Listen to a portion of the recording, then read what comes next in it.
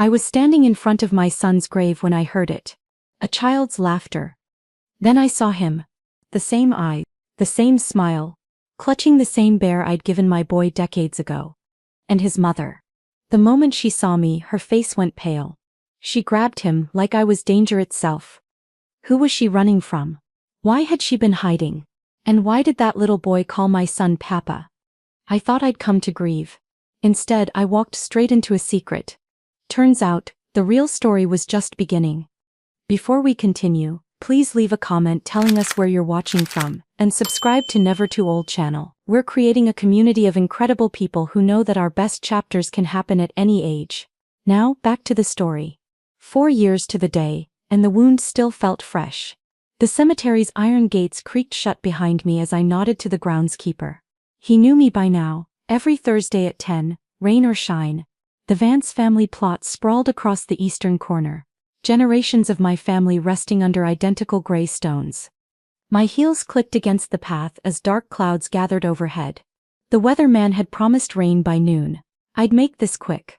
Habit carried me past my husband's grave, past my parents, toward the newest stone, the one I still couldn't believe existed. The newest Vance, my son. The cemetery smelled of fresh-cut grass and wet earth. Spring was coming, though you wouldn't know it today. My mind wandered to the quarterly projections waiting on my desk. The acquisition meeting scheduled for tomorrow. Work helped. Work always helped. I slowed as I approached Arthur's grave, noticing something out of place. Someone had been here already. A small bunch of wildflowers, nothing fancy, just daisies and black-eyed Susans, leaned against his headstone. I frowned. Who would leave these? Julian only visited on Christmas and birthdays, and Arthur's college friends had gradually stopped coming. Before I could get closer, I heard it. Laughter. A child's laughter, bright and unrestrained. I stepped behind a large oak tree, suddenly feeling like an intruder in my own family cemetery. A young woman sat on a small blanket spread before Arthur's grave. She couldn't have been more than 30. Dark hair pulled back in a practical ponytail. Jeans with a patch on one knee, a worn blue jacket. Nothing expensive but everything clean. Beside her, a small boy bounced on his knees, talking animatedly to the headstone. And then Mr. Bear was very brave and didn't cry at all when he got a shot. The boy was saying. The teddy bear in his hands was worn almost threadbare in spots. My heart stopped. That bear. I knew that bear. It was Benson, Arthur's bear. The one I'd given him for his 5th birthday. The one he'd slept with until he was 12 and then kept on his bookshelf through college. But that wasn't what made my breath catch in my throat. It was the boy's face, his eyes deep blue with that slight tilt at the corners. The way his mouth quirked up higher on the right when he smiled. The small cleft in his chin. Arthur's eyes. Arthur's smile. Arthur's chin. I gripped the tree trunk, suddenly dizzy. Tell Papa what else happened at the doctor. The woman prompted softly. Papa. She'd called Arthur Papa. My mind raced through calculations. The boy looked about 4. Arthur had been gone exactly 4 years today. The timing fit, but Arthur had never mentioned anyone. Never brought a woman home. Never hinted at a relationship serious enough to produce a child. Had he known? Had my son died knowing he was going to be a father?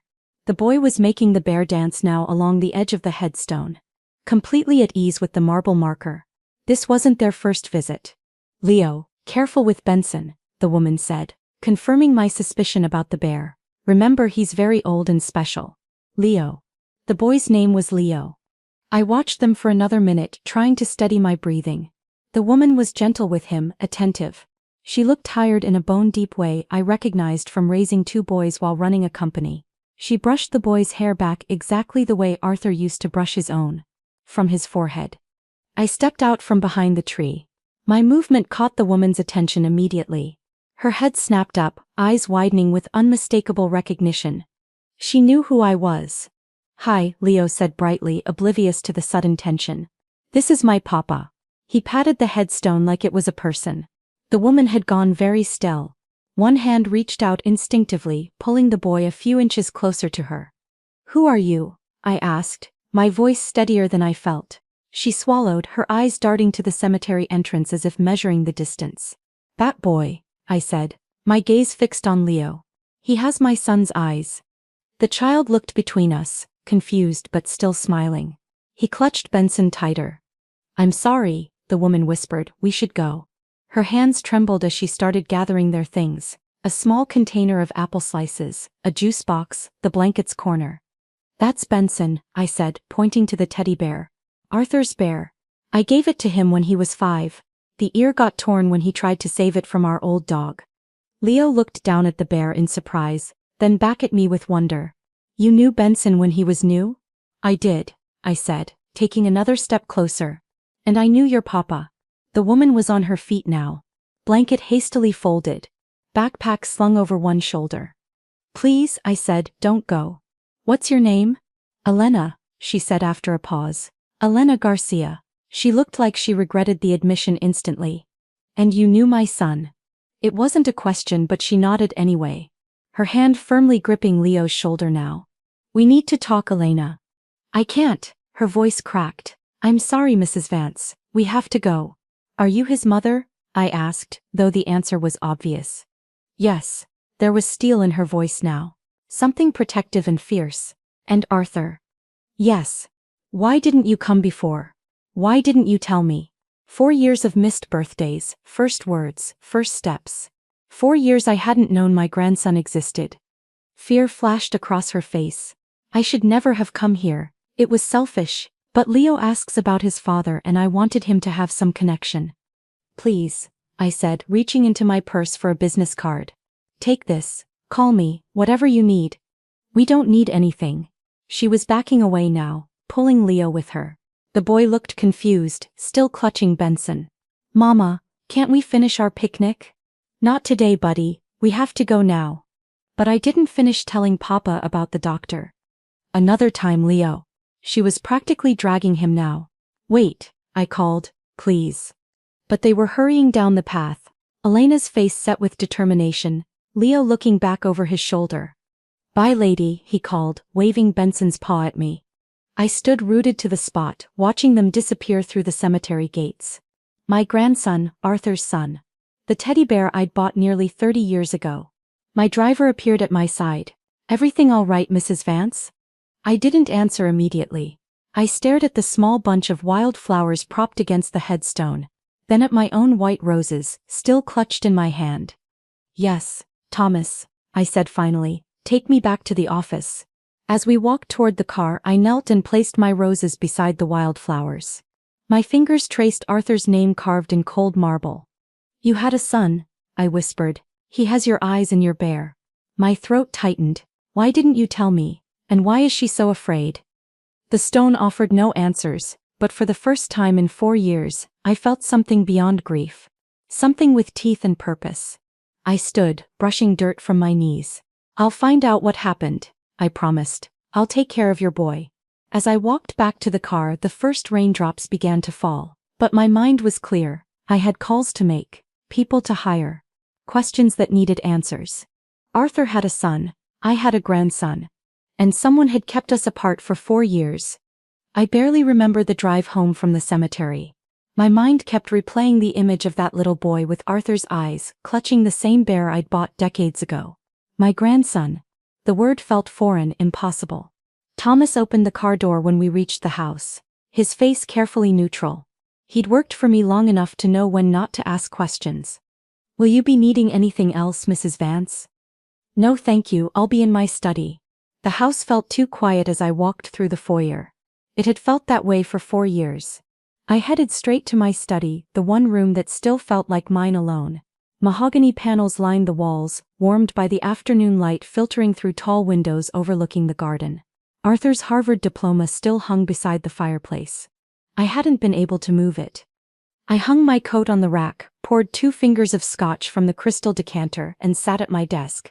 The same desk where I'd signed my first acquisition as CEO. Where I'd helped both boys with their homework. Where I'd planned Arthur's funeral.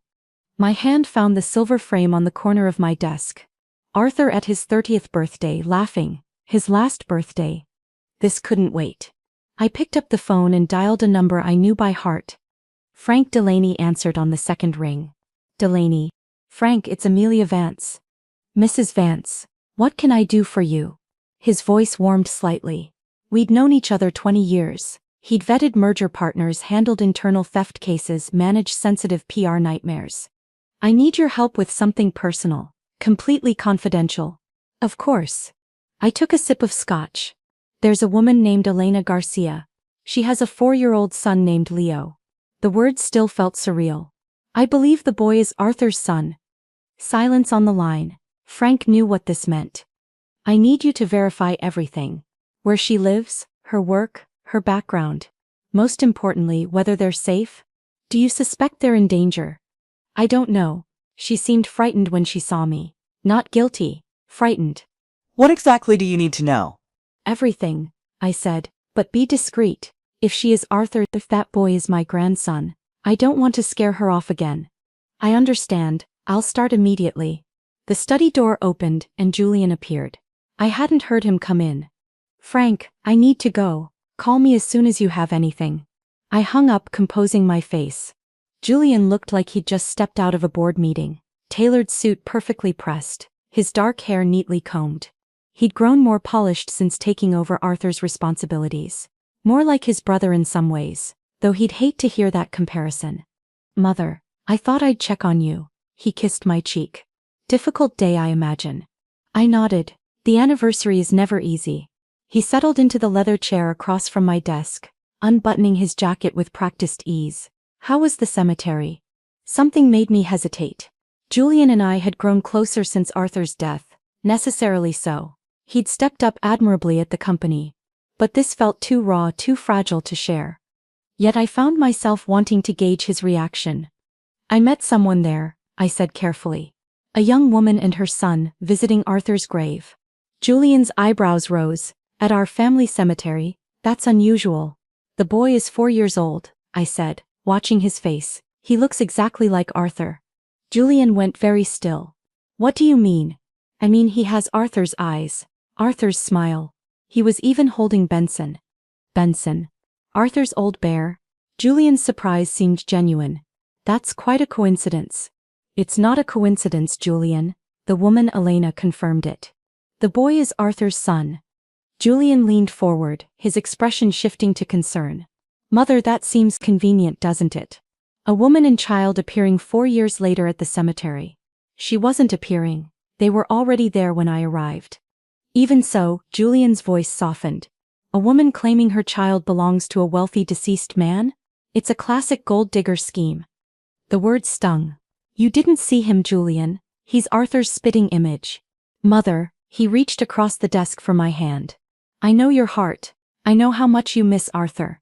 But we need to be practical. People research their marks. They know how to play on emotions. She wasn't asking for anything. In fact, she tried to leave as soon as she saw me. Julian's smile was gentle, patronizing. Of course she did. It's part of the act.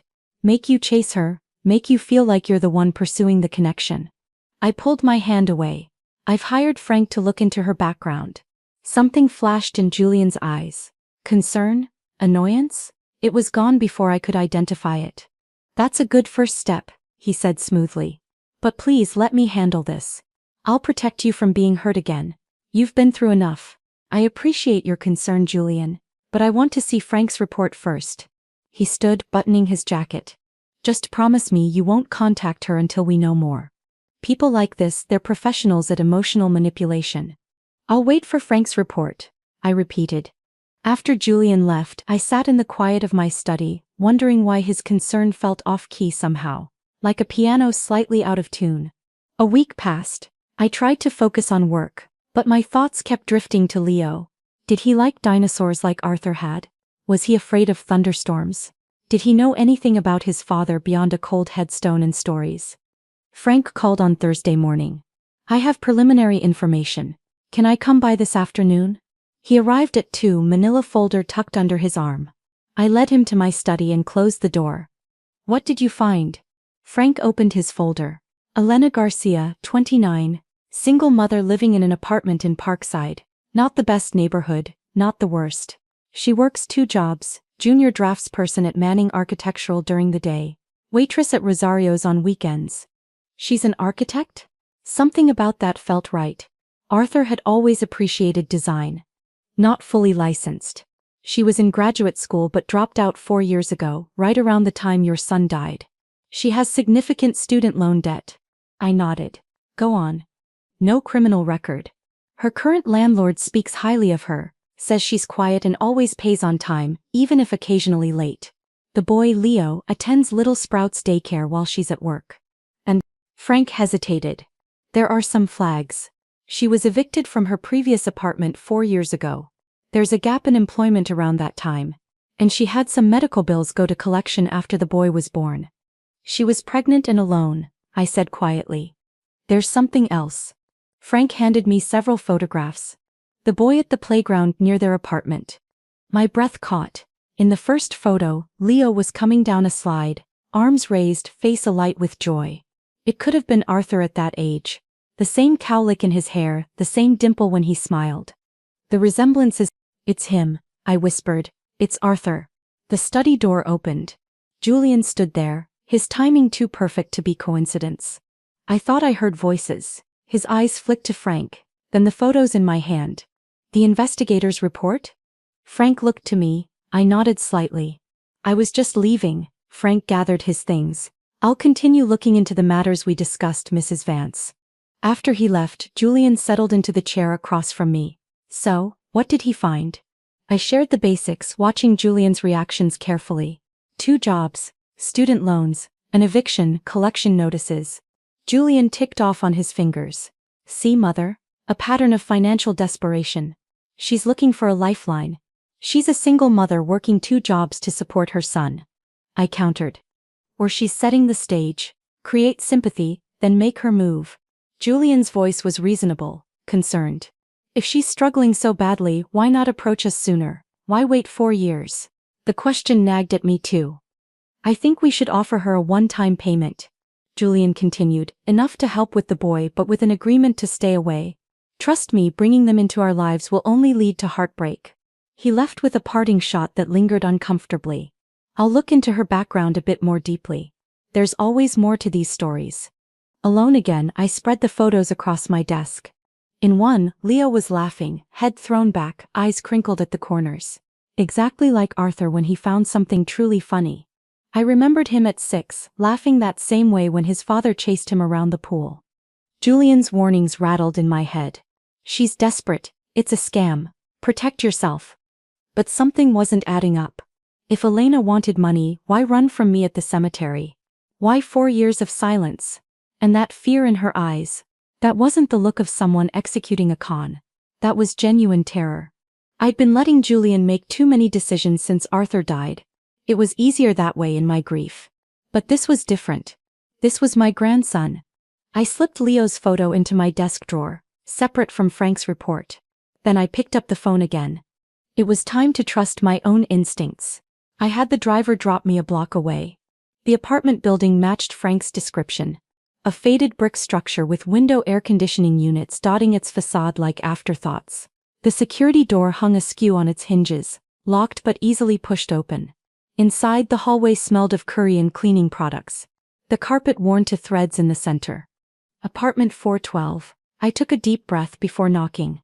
Footsteps approached, then stopped. I sensed eyes on me through the peephole.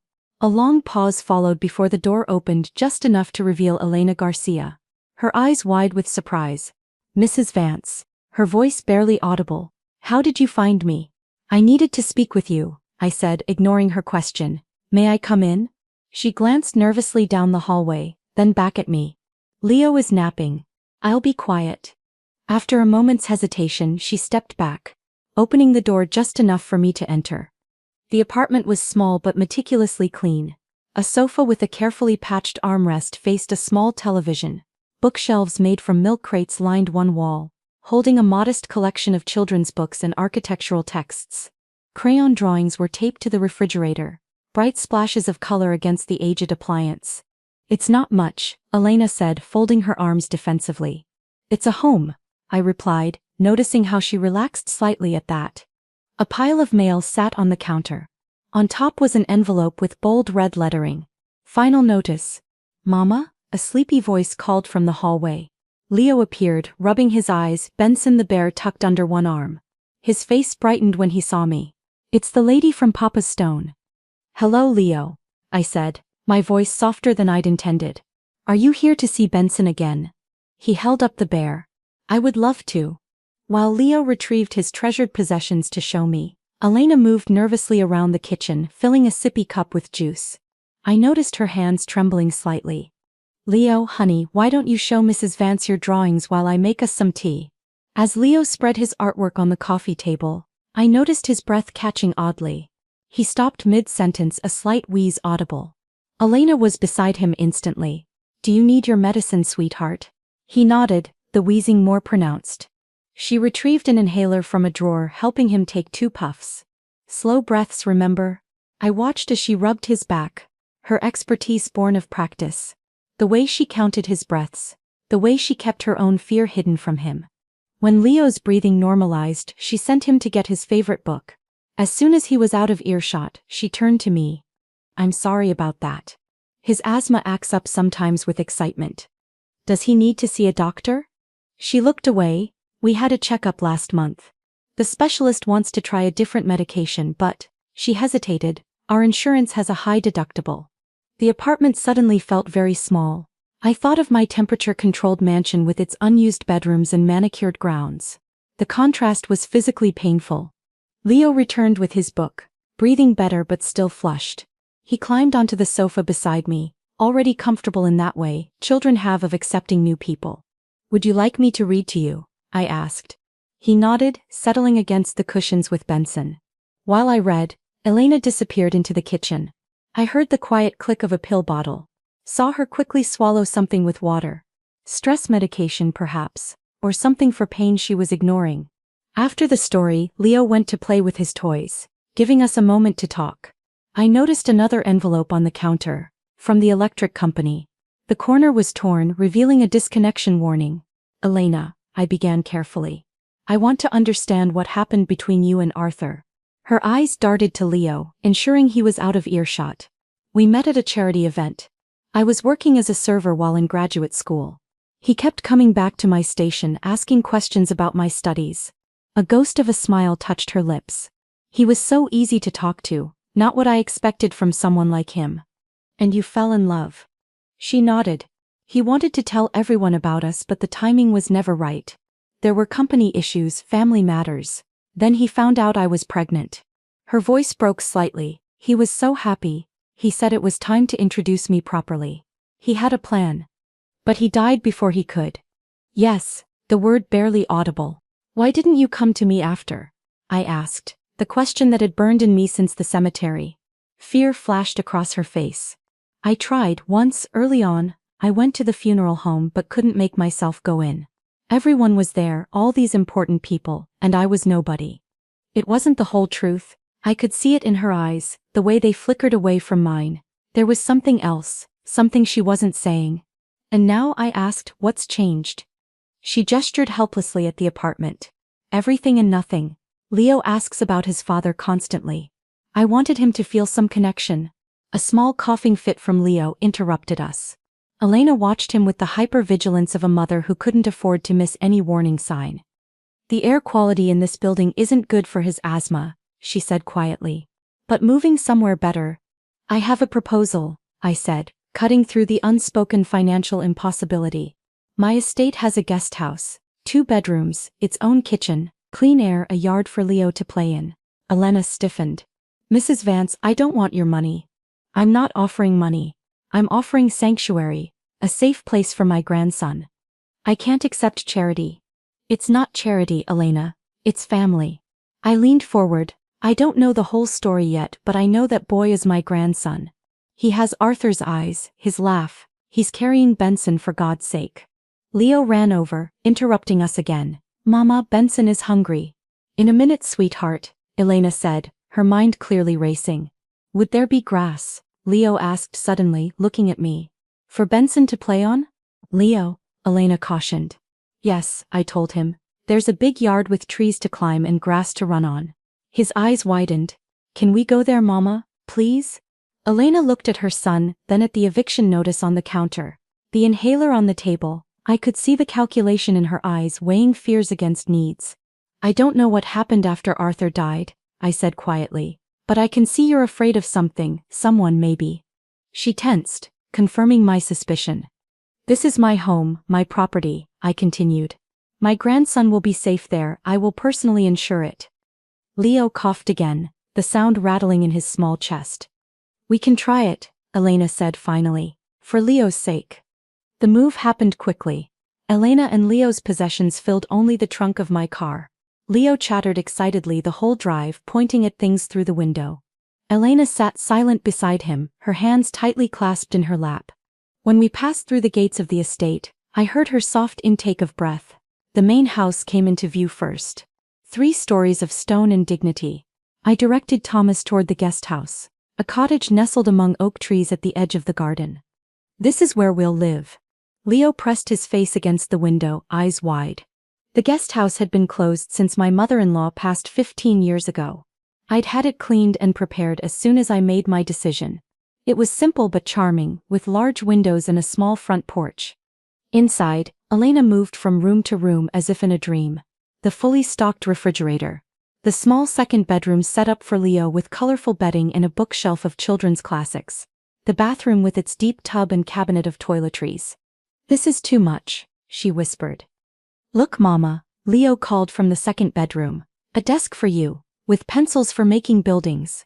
I'd remembered what Frank said about her architectural studies. The drafting table fit perfectly beneath the window, supplies arranged neatly in their holders. Elena touched the edge of the table, then covered her mouth with her hand. For a moment, I thought she might crumble completely. Arthur would have appreciated this space. He always noticed people's passions. I said. A tear slipped down her cheek. He would have loved this place. Yes, I agreed. He would have. I left them to settle in, promising to check on them in the morning. As I walked back to the main house, I felt lighter than I had in 4 years. The hole in my heart wasn't gone, but its edges seemed less ragged. Julian was waiting in the foyer when I entered. Mother, I've been calling you. His irritation quickly masked with concern. Where have you been all day? I had errands to run. He followed me into the living room. Regarding the Elena Garcia situation, I've been thinking about your safety. These types of people can be unpredictable when their schemes don't work out. Actually, I said, turning to face him, Elena and Leo have moved into the guest house. Julian went perfectly still. What? They moved in today. The boy needs a safe place to live, and I want to know my grandson. Mother, his voice tight with controlled emotion. You've invited complete strangers to live on our property without any verification of their claims? Leo is Arthur's son, I have no doubt. This is reckless. What about background checks? Security concerns? The company's reputation? My decision is final, Julian. He stared at me for a long moment, then visibly composed himself. Of course, it's your home, I just worry about you. That night, I watched from my bedroom window as lights glowed in the guest house. For the first time in 4 years, I felt something like peace. Over the next 2 weeks, Leo blossomed in his new environment. His asthma improved with the clean air and regular medication. Elena gradually relaxed, though I noticed how she constantly checked on Leo, even in the safety of the estate. She still hadn't told me everything. I knew that, but I didn't press. Trust would come with time. On Saturday, Julian surprised us by stopping by during lunch. I thought I'd see how our guests are settling in, he said, his smile not quite reaching his eyes. Uncle Julian. Leo had taken to calling him that immediately, though Julian had visited only twice before. Hey sport, say, it's hot today. Is that a swimming pool I saw back there? Can we swim, Mama, please? Elena looked uncertain. I don't know if that's appropriate. Nonsense, I said. The pool is heated, let me show you where the towels are kept. While Elena helped Leo change, Julian wandered the pool area admiring the landscaping. You've really rolled out the red carpet, Mother. Their family. Of course, his smile tightened. Family. Elena's phone rang just as Leo was ready to enter the pool. She glanced at it, frowning. It's my old firm, I should take this. Go ahead, Julian offered. I'll watch the little man. The gate, Elena reminded him. It needs to stay locked. Leo doesn't swim well yet. Don't worry. Julian waved her concern away. We'll be fine. I was adjusting the umbrella when I heard the splash. My heart stopped. Leo was in the deep end, arms flailing. I screamed for Elena as I ran toward the pool. Julian appeared from somewhere, diving in fully clothed. He reached Leo just before I could, pulling him to the surface. Elena arrived as Julian was lifting Leo onto the pool deck. The boy coughed up water, crying. "The gate was unlocked," I said, confused. "How did the gate get unlocked?" Elena gathered Leo in her arms, her face ashen. I told you about the gate." "I'm sure I locked it," Julian said, water dripping from his clothes. "These old latches can be tricky." That night, as the house quieted, I heard Julian's car start in the driveway. Through my window, I watched his taillights disappear down the drive. His phone pressed to his ear. Something cold settled in my stomach. Something like suspicion. I was in my study the next morning, still troubled by the pool incident, when Thomas knocked on the door. "Mrs. Vance, there are 2 people here from Child Protective Services." My head snapped up. "Child Protective Services?" "Yes, ma'am. They're asking to speak with you regarding Leo Garcia." A chill ran through me. "Show them in, please." 2 women entered, professionally dressed with clipboards. The older one spoke first. "Mrs. Vance, I'm Susan Myers and this is my colleague Denise Wilson. We're with the Department of Children and Family Services." I stood, extending my hand. "What can I do for you?" "We've received an anonymous report regarding a child named Leo Garcia, currently residing on your property." "What kind of report?" I kept my voice steady, though my heart rate had doubled. "The report alleges child endangerment. Specifically, a near-drowning incident yesterday, allegedly due to parental neglect. The report also suggests unsuitable living conditions." "That's absurd." My voice emerged automatically, calm but authoritative. "There was an incident yesterday, yes. The pool gate was mysteriously unlocked, contrary to our standard safety protocols. The child is fine and his mother was not negligent in any way." Ms. Myers made a note. "We'll need to see the living arrangements and speak with Ms. Garcia and the child." "Of course, I'll take you to the guest house." As we walked across the grounds, my mind raced. An anonymous report filed immediately after the incident. This was no coincidence. Elena's face drained of color when she saw us approaching with clipboards. Leo, oblivious to the tension, was delighted by visitors. "These ladies are from Child Protective Services," I explained gently. "They need to ask a few questions about yesterday's pool incident." Terror flashed in Elena's eyes. She pulled Leo closer. "We'd also like to see the living environment," Ms. Wilson added. I touched Elena's arm. "It's standard procedure. Everything will be fine." The social workers were thorough, examining every room of the guest house, opening cabinets, checking smoke detectors. They noted Leo's room with its appropriate toys, the well-stocked refrigerator, the child safety locks on the cabinets. When they interviewed Elena about the pool incident, her voice shook but her account was clear. "I only stepped away to take a phone call from my former employer. The gate was supposed to be locked." "And who was supervising the child while you were on the phone?" "Mrs. Vance and her son Julian were there. They interviewed me separately and I provided the same account, emphasizing our safety protocols." "One thing puzzles me," I said. "How did you receive this report so quickly? The incident only happened yesterday afternoon." Miss Myers consulted her notes. "The call came in at 6:15 yesterday evening. Just hours after it happened. Almost immediately." After concluding their inspection, Ms. Myers addressed us both. "We'll file our report. The living conditions appear more than adequate and there seem to be appropriate safety measures in place. We may follow up with additional questions." I walked them to their car, employing the subtle influence I'd perfected over decades as a CEO. "I hope you'll note in your report that this anonymous call appears to be malicious in nature. Elena Garcia is an excellent mother who has my full support." When I returned to the guest house, Elena sat rigidly on the sofa, her hands clasped so tightly her knuckles were white. Leo had gone down for his nap, exhausted by the excitement. "They're going to take him away from me." Her voice was barely audible. I sat beside her. "No, they're not. The report will show that Leo is well cared for and safe." "You don't understand. This always happens. Whenever I start to feel secure, something happens." I leaned forward. "Elena, doesn't the timing strike you as odd? The pool gate mysteriously unlocked, and hours later an anonymous call to CPS?" She looked up, surprised by my question. "In business," I continued, "when I see a pattern like this, it means someone is making strategic moves against me. This wasn't random, Elena. This was targeted. She swallowed hard. Who would do that? That's what I want to know. Who benefits from separating you from Leo? Who would gain from discrediting you in my eyes? Fear flashed across her face again. That same fear I'd seen at the cemetery. I defended you today, I said quietly, and I will continue to defend you and Leo. But I need to understand what's happening. She stared at me for a long moment, as if making a decision. I need to check on Leo, she said finally. That evening, after Leo was asleep, Elena asked if I would sit with her on the guest house porch. The night was warm, crickets chirping in the darkness. Security lights cast long shadows across the lawn. I haven't told you everything, she began, her voice low, about Arthur. I stayed silent, giving her space to continue. We met at an architectural exhibition. I was working as a guide for my graduate program. He kept asking questions about the structural elements. A ghost of a smile touched her lips. He was so different from what I expected. Thoughtful, interested in my opinions. She looked out into the darkness. When I got pregnant, he was thrilled.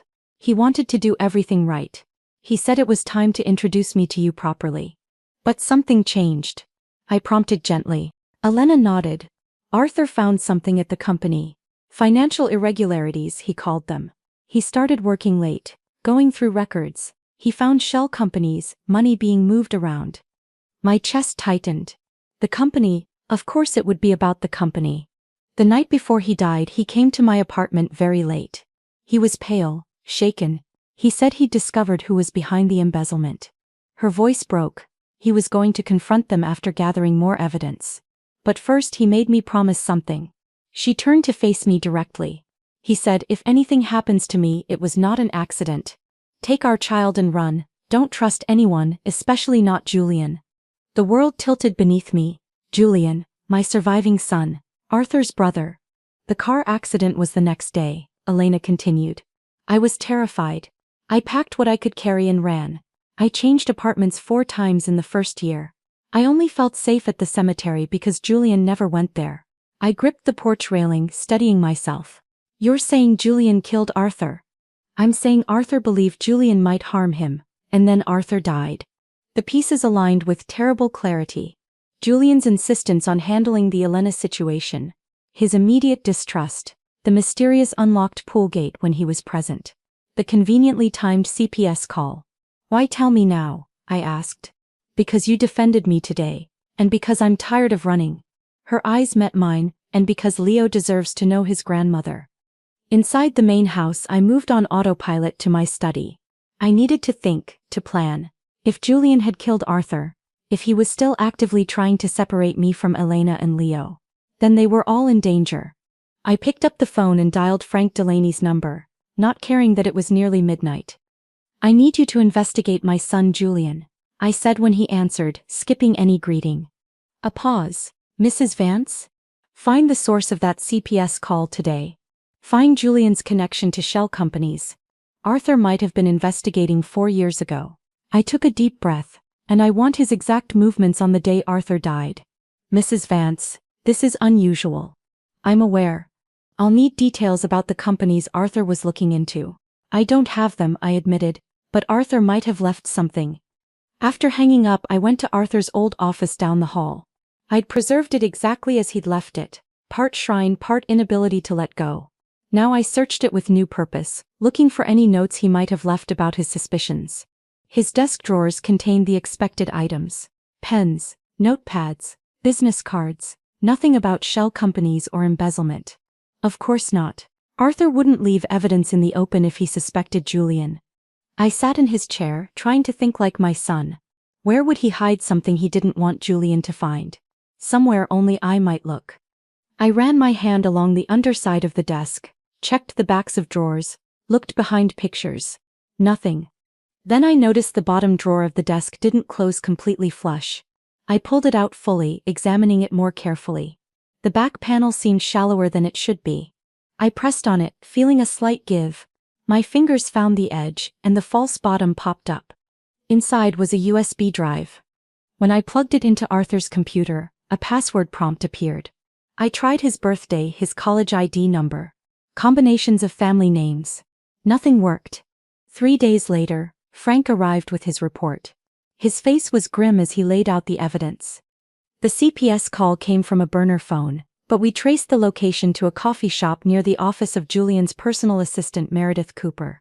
She was seen on security footage entering the shop 3 minutes before the call was placed. I nodded, unsurprised. Regarding the financial matters, Frank continued, I found connections between Julian and 3 shell companies, Meridian Holdings, Westlake Investments, and Blue Harbor LLC. All 3 received transfers from Vance Industries accounts between 2019 and 2021. My hands tightened on the arms of my chair. And Arthur's accident. Frank hesitated.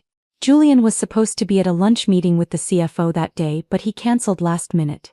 Traffic cameras picked up his car 2 miles from the accident site, 30 minutes before it happened. The final confirmation left me stunned, hollow. My younger son had killed my older son, and now he was trying to separate me from Arthur's child. What happens next? I asked, my voice hollow. The evidence is compelling, but it may not be enough for criminal charges. The financial records would require a forensic audit, and the proximity to the accident is circumstantial. I straightened in my chair, a cold clarity washing over me. We don't need criminal charges yet. First, we need to secure Leo's safety. Corporate takeovers had taught me patience, strategy. Julian had learned business from me, but he'd forgotten who the teacher was. I need one more thing, I told Frank. Arthur left a USB drive with evidence, but it's password protected. We need to access it. Frank nodded. I can bring in a specialist. No, I said, let me try something else first. After Frank left, I sat alone in my study. The weight of his revelations settling over me. Julian had killed Arthur. My own son had murdered his brother. And now he was trying to separate me from Leo. I needed that USB drive unlocked. But where would Arthur have hidden a password? He was careful, methodical. He would have left it somewhere secure but accessible to the right person. I remembered Elena's words about Arthur's final warning. He'd known he was in danger. He'd planned for the worst. That meant he would have considered how to get his evidence to me if something happened to him. Tomorrow I would speak with Elena again. Maybe she remembered something else from those final days, some clue Arthur might have left. For now, I had enough to begin. Julian wouldn't take another child from me, not while I had breath in my body. The morning after Frank's report, I knocked on Elena's door earlier than usual. My mind had churned all night with what I'd learned, and sleep had been impossible. She opened the door in her robe, her eyes widening at the sight of me. Amelia? Is everything okay? We need to talk, I said quietly. Is Leo still sleeping? She nodded, stepping aside to let me in. The guest house was warm, smelling of coffee and toast. She poured me a cup without asking, her hands slightly unsteady.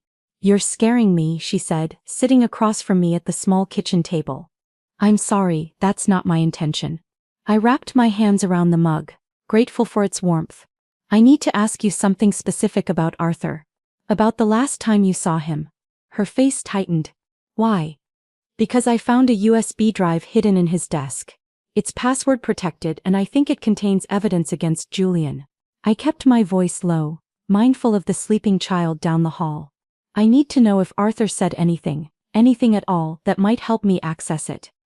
Elena stared into her coffee for a long moment.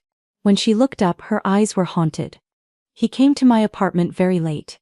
He was upset, more scared than I'd ever seen him. She swallowed hard.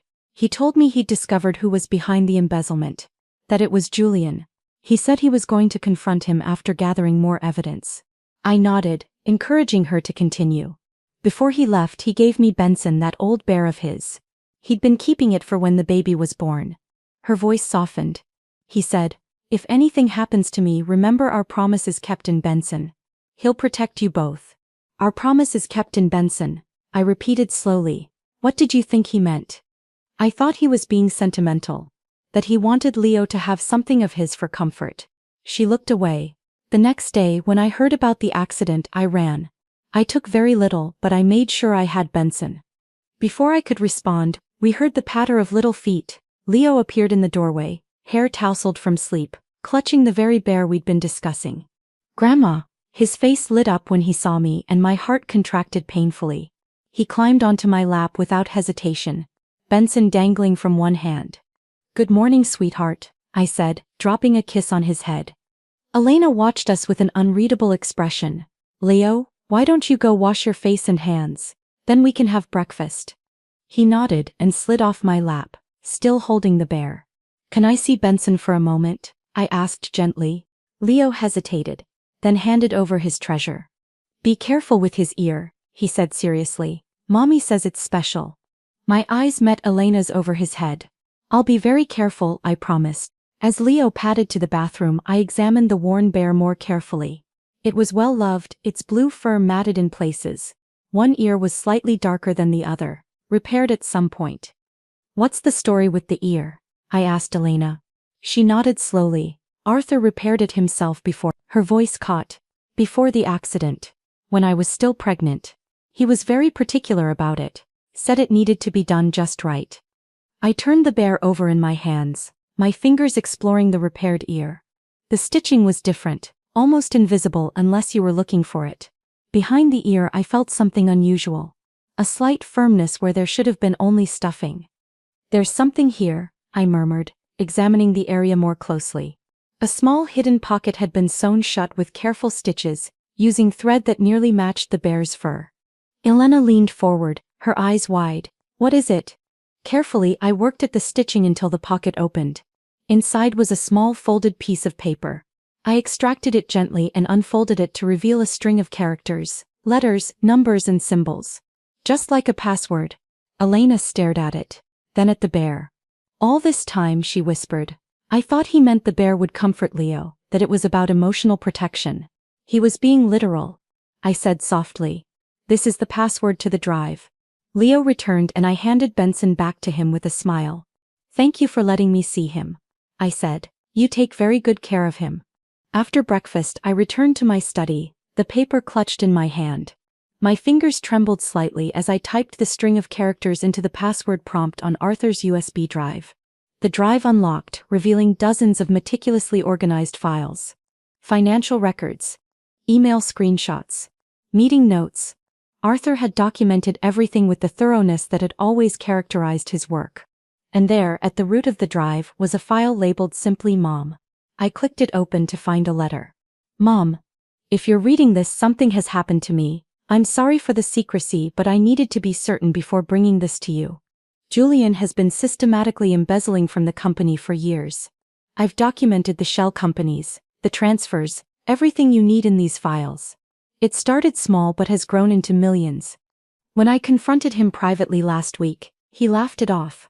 Said it was his due, that I was father's favorite and would inherit everything anyway. I told him I was giving him one chance to come clean and make it right before I took the evidence to you.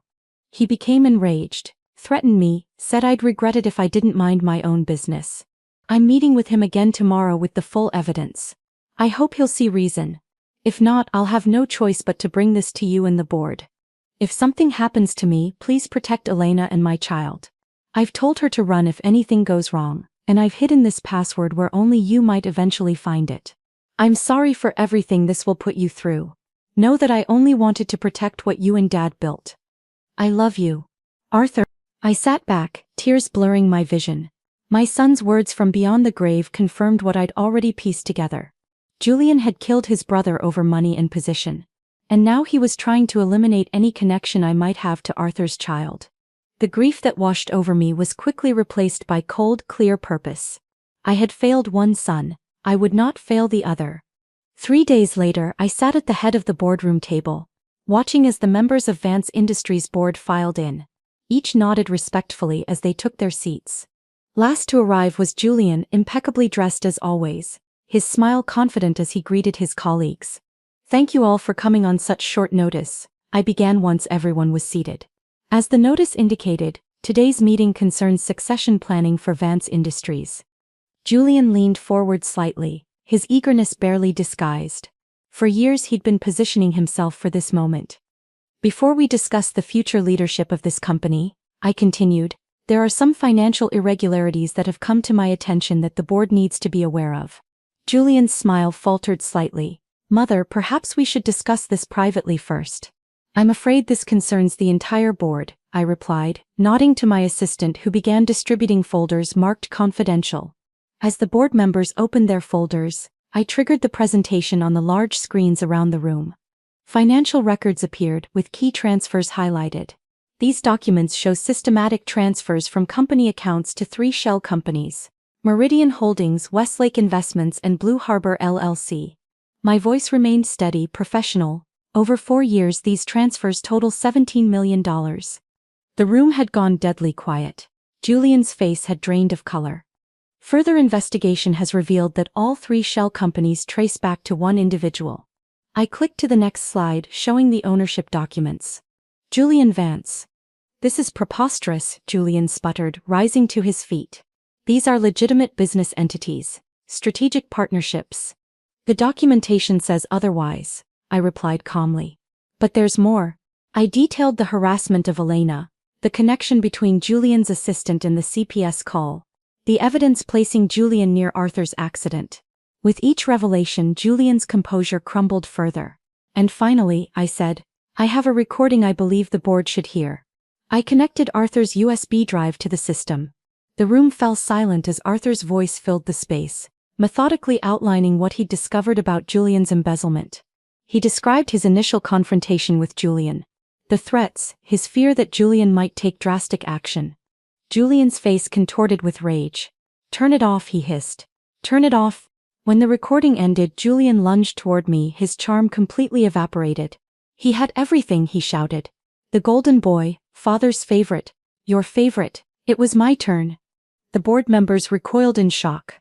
He was going to ruin everything I'd built. Julian continued, beyond caution now. I offered him a partnership, a share of the profits. But no, St. Arthur couldn't soil his precious hands. I nodded to the security personnel waiting by the door. They entered along with 2 police detectives I'd arranged to have standing by. Julian Vance, one detective said. You're under arrest for embezzlement and the murder of Arthur Vance. As they led him away in handcuffs, Julian fixed me with a venomous stare. You choose him even now. I met his gaze steadily. I choose justice. 2 years later, I stood on a stage beside Elena, watching as photographers captured the groundbreaking ceremony for the Arthur Vance Children's Foundation. The spring sunshine glinted off the golden shovel in Leo's small hands as he turned the first soil. Elena, now the foundation's executive director, had just completed her master's degree with my backing. She looked poised and confident, addressing the crowd, explaining how the foundation would support children in need through educational programs and safe spaces. Leo, now 6, stood between us, Benson tucked securely under his arm. The bear was worn but lovingly maintained, a silent guardian connecting him to the father he would never know. As we moved through the reception afterward, a reporter approached me. Mrs. Vance, after everything that's happened, how do you want to be remembered? What do you consider your legacy? I looked over at Leo, who was showing Benson the architectural model of the new building. His smile, so like Arthur's, caught at my heart. Legacy isn't what you leave behind, I said quietly. It's who you leave behind. Elena met my eyes across the room and smiled. The Vance name, once sullied by Julian's greed, was being rebuilt through her integrity and vision, and through the innocent joy of Arthur's son, my grandson. Arthur would be proud of what we had salvaged from tragedy, of the family we had become. So, that's my story. I'd love to hear what you think. If you were in Elena's place, would you have trusted me with the truth or kept hiding it? Let me know in the comments and subscribe for more stories like mine.